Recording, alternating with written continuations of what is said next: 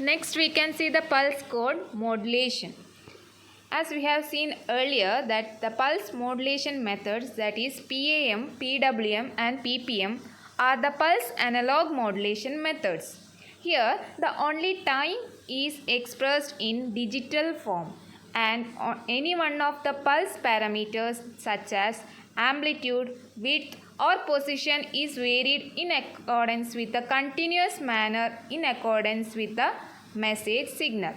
Okay, these parameters are in continuous form. Only the time is expressed in the digital form. That is, in other words, information transmission is accomplished in an analog form at discrete time. Okay. On the other hand, in the pulse digital modulation, the time and pulse parameters occur in discrete form and digital coded form respectively. The earlier modulation methods were analog modulation, and this pulse code modulation is a purely digital modulation, pulse digital modulation. Hence, pulse code modulation is a scheme which converts the analog signal to its digital form. Hence, the pulse code modulation is completely a digital modulation. The pulse code modulation is a most complicated type of pulse modulation. However, PCM can be most accurate and most efficient of the four methods. In PCM, each amplitude samples of an original modulating signal is converted into a binary number. Here, the modulating signal amplitude samples. The samples will be considered for the digital modulation, and these samples are converted into respectively a binary numbers or a binary code. The binary number is then represented by a group of pulse. The presence of pulse indicating 1 and the absence of pulse indicating 0. This converted code is, that is binary number, is represented by a group of pulse, and this pulse, if the pulse is present, then it will indicate as 1, and if the pulse is absent, it is indicated as 0. We know that a binary is represented by 2 digits, that is 0 or 1. Consider if a 4-bit code can be represent only 16 discrete levels of signal amplitude. This is how, if the bit number is 2, then 2 raised to 2, that is what we can write as 4 combination. If the bit is 3, the combination will be 2 raised to 3, that is we can write 8 combination. If the bit number is 4, then we can write 2 raised to 4, that is 16 discrete levels of signal amplitude. Thus, it is far from accurate. Accuracy can be improved by increasing the number of bits. If we increase the number of bits of a sample, then we get more accuracy. Consider another example, that is a 7-bit code, for example, can represent 1 to 8 discrete levels of signal amplitude, and its accuracy is more. Okay. To obtain the pulse code modulated signal, the pulse amplitude modulated signal is used. The signal is first sampled, then sampled amplitude is selected in terms of nearest standard amplitude called quantization, and finally indicated by a code of pulse known as coding. Okay, and these three processes includes this pulse code modulation. The three important process that is included in this pulse code modulation is first one sampling, second one quantization, and third one is coding. These three is discussed later. Okay. The process of converting the signal to its standard amplitude, which are represented by a binary code, is termed as quantization. and the error introduced by this process is called quantizing error. Okay. As I have told, the three steps of PCM, that is sampling, quantizing or quantization, then third one is coding or binary encoding, and these three are the important process to obtain a pulse code modulation. Before we sample, we have to filter the signal to limit the maximum frequency of a signal as it affects the sampling rate. This has been explained when I have told about the sampling theorem. Okay, sampling theorem states that what? Fs should be greater than or equal to 2Fm. That has to be attained. Then only we can recover the signals from its samples. So before we sample, we have to filter the signal. Filtering should ensure that we do not distort the signal, that is remove high frequency components that affect the signal shape. While filtering, we must see the signal are not disturbing, or that is remove high frequency components. Okay. This is a PCM encoder. This is a block diagram of the PCM encoder. Here we can see the first block is an analog signal, which is a continuous signal. Then inside we can see the three steps I have told in this PCM, that is sampling, quantizing and encoding. These three together combines the PCM encoder. Okay. This analog signal is sampled to obtain a pulse amplitude signal. You can see the diagram here. Then this sample is quantized to a quantized signal, that is with a standard amplitude level. Okay. And this quantized signal is then encoding by providing the binary codes. Presence of pulse is expressed as 1 and absence of pulse is expressed as 0. And after encoding, we get the digital data output. This is the overall explanation of the PCM encoder. Next we can see the first step, that is sampling of the PCM encoder. Okay. See that here an analog signal is the input for a sampling process. The analog signal is sampled every TS second. For TS second, this analog signal is sampled. And TS is referred to as a sampling interval. And the sampling rate or a sampling frequency, that is Fs, is equal to 1 by Ts.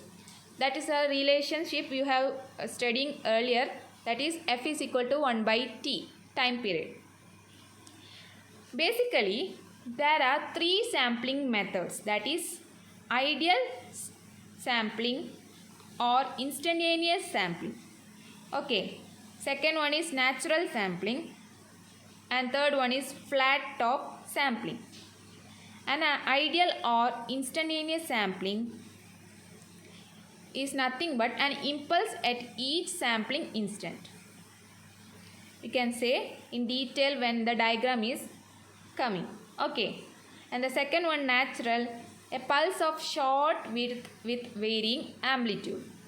And a flat top, sample and hold like natural but with single amplitude value. Okay.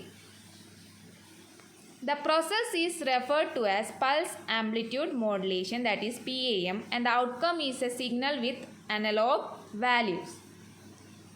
You can see the sampling, that is analog signal is sampled and we obtained a pulse amplitude modulation, which is the outcome with an analog values. This is the sampling types. Next process is quantization. The process of converting the amplitude of analog voltage into a nearest standard amplitude is called as quantization. The output of the sampling is given to the input of a quantizer.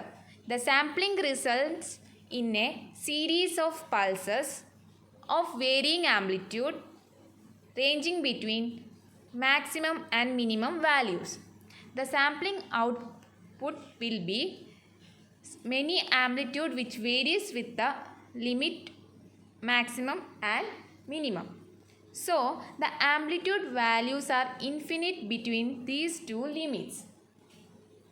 We need to map these infinite amplitude values onto a finite set of known values. That is, we know that there are infinite amplitude values of an sampled output. So, we have to make a finite values. Hence, we move on to this quantization process. The midpoint of each zone is assigned a value from 0 to L minus 1. That is a limited value.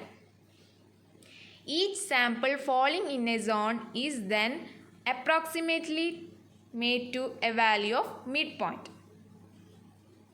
That is, assume we have a voltage signal with amplitude V minimum, that is minus 20 volt, and V maximum, that is plus 20 volt. This is an example in order to understand. Okay. So, we want to use L is equal to 8 quantization level. Here, the quantization level or zone is divided into 8. That is, L is equal to 8. Hence, we can find out the zone width, that is delta, which is equal to V max minus V minimum divided by L. That is the equation for a zone width. While substituting these values, we get, that is 20 minus 20 divided by 8, which is 20 plus 20 divided by 8, that is 40 divided by 8, which is equal to 5. So, the zone width is equal to 5. And these 8 zones are divided into with an interval of this zone width, which is given here, that is minus 20 to minus 15. That is, the difference is 5. Then minus 15 to minus 10. Then minus 10 to 5, minus 5, minus 5 to 0, then 0 to 5, then 5 to 10, 10 to 15, then 15 to 20. Okay, these are the 8 zones with the zone width 5. And here the midpoints are, how to calculate the midpoint? The midpoint is calculated by the same method. Maximum plus minimum value divided by 2. Only different here it is plus. Okay.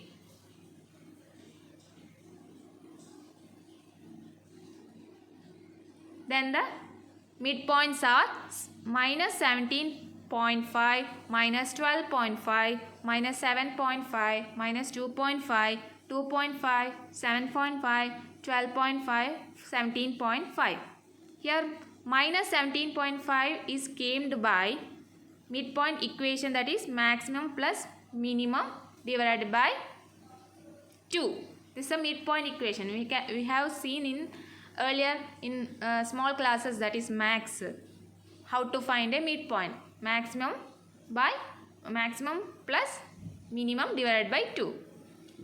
A plus B by 2. It's a midpoint equation. The same way, minus 15 plus minus 20 divided by 2. That is minus 35 divided by 2, which is minus 17.5. In this way, the midpoints are found out. Okay, the zones are found with the maximum and minimum interval of zone width, that is 5. Okay, and here the zone is 8. Hence, the 8 quantization level is used. The next process is coding. After quantization, these samples are specified with a finite amplitude values. That is, each zone is then kept with a finite values. Okay, and these values have to be assigned with a binary number or a binary code and this process is called as coding. That is, each zone is then assigned a binary code. The number of bits required to encode the zone or the number of bits per sample, as it is commonly referred to as below. That is equation NB is equal to log to the power of 2L, where L is the number of zone and NB is the number of bit required to encode the zone. This last example we can see the zone is the 8 numbers and this 8 numbers has to assign with the number of bits. So this from this equation we can find the number of bits. That is given our example, that is NB is equal to 3. That is log to 8. Then equation becomes what? 8 is 2 raised to 3. Then NB is equal to 3. We can find out, okay. Then the zone 8 zone codes are therefore represented as 0, 0, 0, 0, 0, 1, 0, 1, 0, 0, 1, 1, 1, 0, 0, 1, 0, 1, 1, 1, 0, 1, 1, 1. You have been studied in this one in the digital classes. Okay. That is, this 8 zone is represented or assigned with the binary code of combination bits 8. Okay, where number of bits required to encode zone is equal to 3, hence 2 raised to 3 which is equal to 8 zones.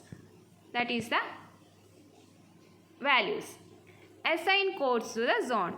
That is 0, 0, 0 will refer to the zone, first zone, and first zone ranges from minus 20 to minus 15.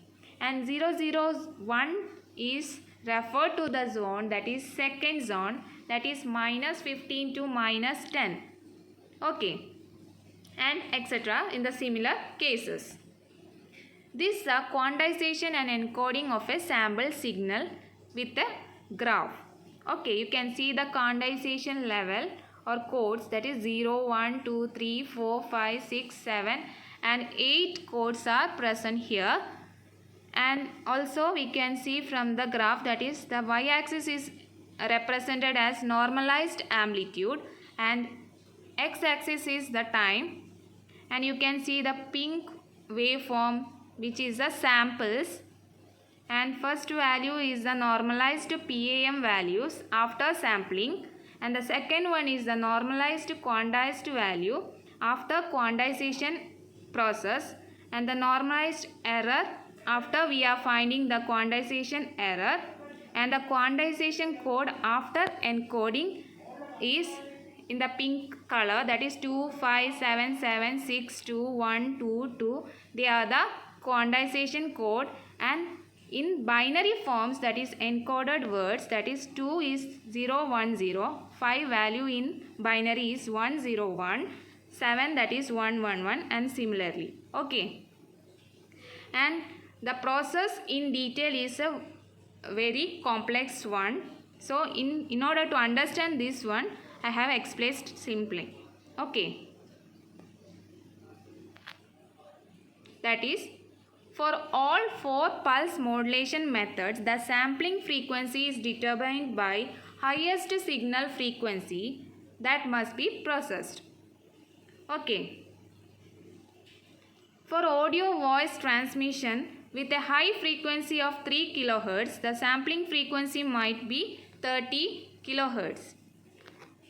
The another major advantage of pulse modulation is when radio signals are very weak, they may be almost completely lost in the circuit or noise can be interfered.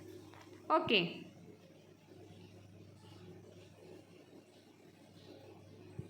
For this, if the modulation method is PDM, that is pulse duration modulation, or pulse position modulation or pulse code modulation, the signals can be recovered simply by clipping of the noise.